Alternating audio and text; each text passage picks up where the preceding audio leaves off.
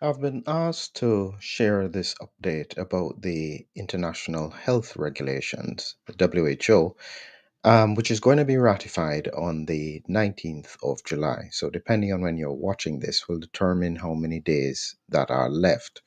I was specifically asked to look at this specific Substack, for which the link is in the description, talking about rejecting the 2024 International Health Regulation amendments by the WHO. And they are very strongly advocating that world leaders, so you can take a look at the letter that they have asked to be shared to leaders in different parts of the world about rejecting the amendments. And essentially, what I'll quickly go through are the points that they are raising with regards to their concern about what is happening and why they think that this is such a serious issue. My personal perspective is that I think that the WHO did not handle the origins very well. They hadn't investigated it then, and they haven't investigated it now. And so the combination of those factors are likely to be contributory to where we are today. Additionally, when we look at what has happened in terms of the ongoing circulation of virus, I think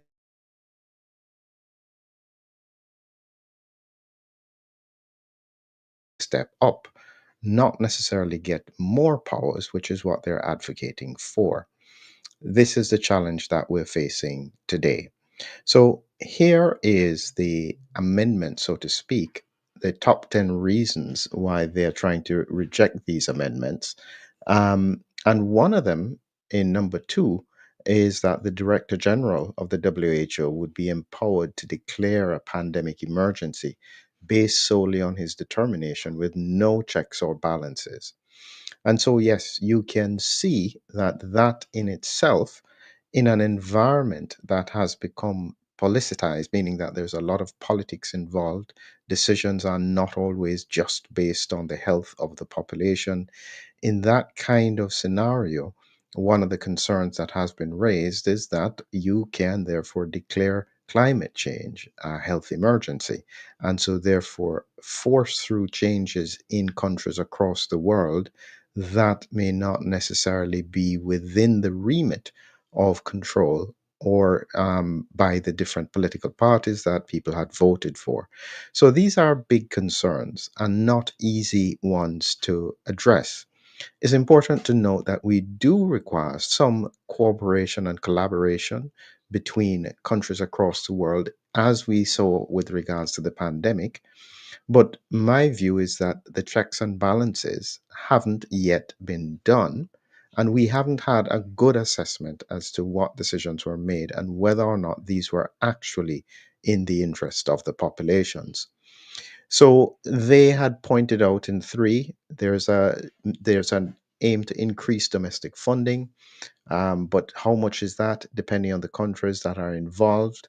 Um, they are looking at in number four, the Article 44B1S was added to the IHR in a constitution in February 2023, looking at financing, explicit financing function under the WHO regulations. They highlighted that there was failure to properly submit a final version of the proposed amendments. This here in number six stood out to me. This is why I've highlighted it, which is absolutely unacceptable that healthy people who are merely suspected of having been exposed to a contagious disease may be quarantined. Again, this is tying into what happened in the context of the pandemic, where we had a degree of mandates that were instituted. Arguably, depending on where you're talking from, these were unconstitutional. They violated people's rights. And in the end, they needed everything to work perfectly, which it didn't.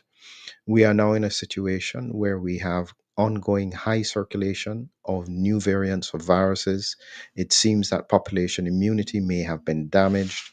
We have big questions to answer. And to think that people who instituted that in the first place have had no consequences for that and are actually getting more power, in my view, is not acceptable.